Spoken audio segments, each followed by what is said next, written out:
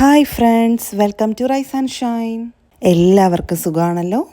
ഇന്ന് നമ്മളൊരു special rice വെറൈറ്റിയാണ് തയ്യാറാക്കാൻ പോകുന്നത്.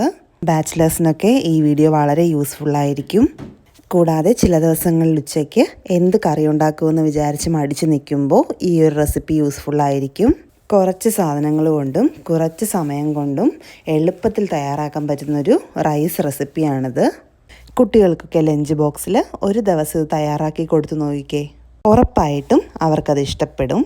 അപ്പോൾ നമുക്ക് ഒനിയൻ റൈസ് അല്ലെങ്കിൽ ഉള്ളിച്ചോറിൻ്റെ റെസിപ്പിയിലേക്ക് പോയാലോ. നമ്മുടെ ഒനിയൻ റൈസ് തയ്യാറാക്കാൻ വേണ്ടിയിട്ട് ഞാനൊരു ചെറിയൊരു പാൻ അടുപ്പത്തേക്ക് വെച്ച് കൊടുത്തിട്ടുണ്ട്.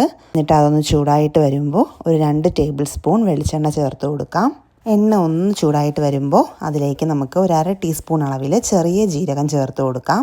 ഈ വെളിച്ചെണ്ണയ്ക്ക് പകരം നെയ്യ് ഇഷ്ടമുള്ളവർക്ക് നെയ്യും ചേർത്ത് കൊടുക്കാവുന്നതാണ്. കൂടാതെ ഒരു 2 ടേബിൾ സ്പൂൺ അളവിൽ കപ്പലണ്ടി കൂടെ എടുത്തിട്ടുണ്ട്. ഞാനിവിടെ വറുക്കാത്ത കപ്പലണ്ടിയാണ് എടുത്തിട്ടുള്ളത്. നിങ്ങൾക്ക് വറുത്തും ചേർക്കാവുന്നതാണ്. എന്നിട്ടിതിനെ ചെറുതായിട്ടൊന്ന് വറുത്തെടുക്കാം. ഏകദേശം 30 സെക്കൻഡ് മുതൽ 1 മിനിറ്റ് വരെ ഒന്ന് വറുത്തെടുത്താൽ മതിയാവും. നമ്മുടെ കപ്പലണ്ടിയുടെ കളറൊക്കെ ഒന്ന് മാറി വന്നിട്ടുണ്ട്. ഈ ഒരു സ്റ്റേജ് എത്തുമ്പോൾ ഞാനിവിടെ ഒരു 2 ചെറിയ സവാള ചെറുതായി അരിഞ്ഞത് ചേർത്ത് കൊടുക്കുന്നുണ്ട്. ഇനി നമുക്ക് സവാളയെ നന്നായിട്ടൊന്ന് വഴറ്റിയെടുക്കാം. സവാളയുടെ കളറൊക്കെ ഒന്ന് മാറി തുടങ്ങണം. അതുവരെ നമുക്കിതിനെ നന്നായിട്ട് വഴറ്റി കൊടുക്കാം. ഒരുപാട് സാധനങ്ങളുടെ ഒന്നും ആവശ്യമില്ല നമുക്ക് ഈ ഒനിയൻ റൈസ് തയ്യാറാക്കാൻ വേണ്ടിയിട്ട്. എങ്കിലും ഇതിൻ്റെ ടേസ്റ്റ് പറഞ്ഞറിയിക്കാൻ പറ്റില്ല. ഇനി ഇതിലേക്ക് ആവശ്യത്തിന് ഉപ്പ് ചേർത്ത് കൊടുക്കാം. ഞാനിവിടെ ഒനിയൻ റൈസ് തയ്യാറാക്കാൻ വേണ്ടിയിട്ട് ചോറ് ഉപ്പ് ചേർത്താണ് വേവിച്ചത്. അപ്പോൾ ഇവിടെ ഒരു കുറച്ച് ഉപ്പ് ചേർത്താൽ മതിയാവും. എന്നിട്ടിതെല്ലാം കൂടി നന്നായിട്ടൊന്ന് ഇളക്കി കൊടുക്കാം. ഇപ്പോൾ നമ്മുടെ സവാള നന്നായിട്ട് വഴണ്ട് ചെറിയൊരു ഗോൾഡൻ കളറായിട്ട് വന്നിട്ടുണ്ട്. ഇനി ഇതിലേക്ക് നമുക്ക് ഒനിയൻ റൈസിന് വേണ്ടിയിട്ടുള്ള മസാലകൾ ചേർത്ത് കൊടുക്കാം. ആദ്യം നമുക്ക് 1 ടീസ്പൂൺ മുളക് പൊടി ചേർത്ത് കൊടുക്കാം. ഒരു 1/4 ടീസ്പൂൺ അളവിൽ മല്ലിപ്പൊടി ചേർത്ത് കൊടുക്കാം. അടുത്തതായി നമുക്ക് വേണ്ടത് ഒരു 1/4 ടീസ്പൂൺ അളവിൽ മഞ്ഞൾപ്പൊടിയാണ്. അതുകൂടി ചേർത്ത് കൊടുക്കാം. ഇത്രയും ആയിക്കഴിഞ്ഞാൽ എന്നിട്ട് നമുക്കിതിലേക്ക് ചേർക്കേണ്ടത് ചിക്കൻ മസാലയാണ്.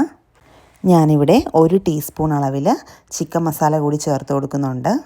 ഇനി നമ്മളതിൽ ചിക്കൻ മസാല ഇല്ല എന്നുണ്ടെങ്കിൽ ഒരു 1/4 ടീസ്പൂൺ അളവിൽ പെരുംജീരകം പൊടിച്ചതും ഒരു 1/4 ടീസ്പൂൺ അളവിൽ ഗരം മസാലയും ചേർത്ത് കൊടുക്കാം. ഇനി ഇതിനെ നമുക്ക് നന്നായിട്ട് ഇളക്കി കൊടുക്കാം. ഈ മസാലയെല്ലാം നമ്മുടെ സവാളയുമായിട്ട് നന്നായിട്ട് ചേർന്ന് വരണം. നമ്മുടെ മസാലയെല്ലാം നന്നായിട്ട് ചൂടായിട്ട് സവാളയുമായിട്ട് ചേർന്ന് വന്നിട്ടുണ്ട്. ഈ ഒരു രീതിയിലെത്തുമ്പോൾ നമുക്കിതിലേക്ക് വെള്ളം ചേർത്ത് കൊടുക്കാം. ഒരു 2 മുതൽ 3 ടേബിൾ സ്പൂൺ വരെ വെള്ളം ചേർത്താൽ മതിയാവും. ഇനി ഇതിനെ നന്നായിട്ടൊന്ന് ഇളക്കി കൊടുക്കാം. ഇപ്പോൾ നമ്മുടെ മസാല ഏകദേശം ഒന്ന് റെഡിയായി വന്നിട്ടുണ്ട്. ഇനി ഇതിലേക്ക് നമുക്ക് ചോറ് ചേർത്ത് കൊടുക്കാം. ഞാൻ മുന്നേ പറഞ്ഞല്ലോ, ചോറ് ഉപ്പിട്ടാണ് വേവിച്ചെടുത്തിട്ടുള്ളത്. ഞാനിവിടെ ഒരു 2 കപ്പ് അളവിലാണ് ചോറ് എടുത്തിട്ടുള്ളത്. ഇനി ഈ ചോറ് മസാലയായിട്ട് നന്നായിട്ടൊന്ന് യോജിപ്പിച്ചെടുക്കാം. ഇതുപോലെ നന്നായിട്ടൊന്ന് നമ്മുടെ ചോറ് മിക്സ് ചെയ്തെടുത്തിട്ടുണ്ട്. ഇനി ഇതിലേക്ക് നമുക്ക് കുറച്ച് മല്ലിയില ചേർത്ത് കൊടുക്കാം. അതിനുശേഷം ഒരു പകുതി നാരങ്ങയുടെ ജ്യൂസ് കൂടി ചേർത്ത് കൊടുക്കാം. ഇനി ഇതെല്ലാം കൂടി നന്നായിട്ടൊന്ന് മിക്സ് ചെയ്തെടുത്താൽ നമ്മുടെ ഒനിയൻ റൈസ് ഇവിടെ റെഡിയായി കഴിഞ്ഞു.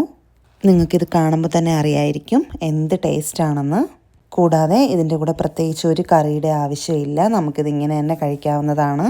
ഇനി വേണമെങ്കിൽ നമുക്കിതിൻ്റെ കൂടെ ഒരു തൈര് സാലഡ് കൂടി എടുക്കാവുന്നതാണ്. അല്ലെങ്കിൽ ഇതിൻ്റെ കൂടെ അച്ചാറും എടുക്കാവുന്നതാണ്. ഉറപ്പായിട്ടും നിങ്ങൾ ഈ ഒരു ഒനിയൻ റൈസ് തയ്യാറാക്കി നോക്കണം. ഇത് വളരെ ടേസ്റ്റിയാണ്. കുറച്ച് മടിയുള്ള ദിവസങ്ങളിൽ ലഞ്ചിന് ഇത് മാത്രം മതിയാവും. ഇതുണ്ടെങ്കിൽ നമ്മുടെ ലഞ്ച് ബോക്സൊക്കെ വളരെ കളർഫുള്ളായിരിക്കും. അപ്പോൾ നിങ്ങളെല്ലാവരും ഇത് ട്രൈ ചെയ്ത് നോക്കണം കേട്ടോ. കൂടാതെ എൻ്റെ ഈ വീഡിയോ ഇഷ്ടമായാൽ ലൈക്കും കമൻറ്റും ചെയ്യാൻ മറക്കല്ലേ. ഇതുപോലുള്ള കൂടുതൽ വീഡിയോസിനായി എൻ്റെ ഈ ചാനലും സബ്സ്ക്രൈബ് ചെയ്യണേ. അപ്പോൾ ഇതുപോലൊരു വീഡിയോയുമായി വീണ്ടും കാണുന്നത് വരെ ബൈ ബൈ.